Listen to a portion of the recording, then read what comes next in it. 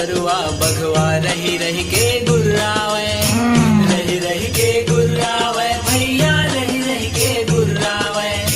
मारे जो दहाड़ पापी दानव मंथर रावे, दानव मंथर रावे भैया, दानव मंथर रावे।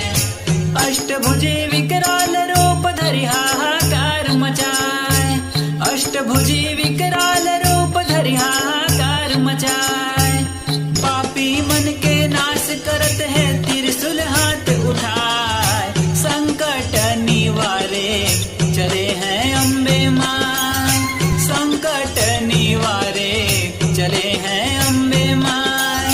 दुष्टन के जीवरा कापे सजन हर साय, भगवा सवारे चले हैं अम्बे माँ।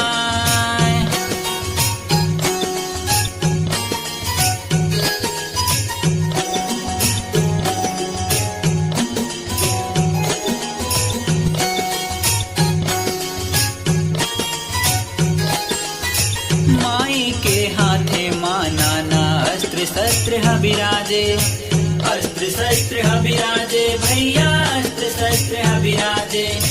पास गदा शंख चक्र धनुष है, खांधे तरकस बांधे, खांधे तरकस बांधे भैया, खांधे तरकस बांधे।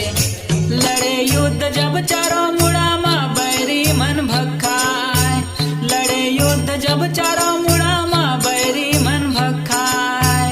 एक डहर कर बांध के बरसा दूजे खड़ग चलाए, दानव संहारे चले हैं अम्बे माँ, दानव संहारे चले हैं अम्बे माँ। दुष्टन के जीवरा कापे सजन हर साय, बघवा सवारे चले हैं अम्बे माँ।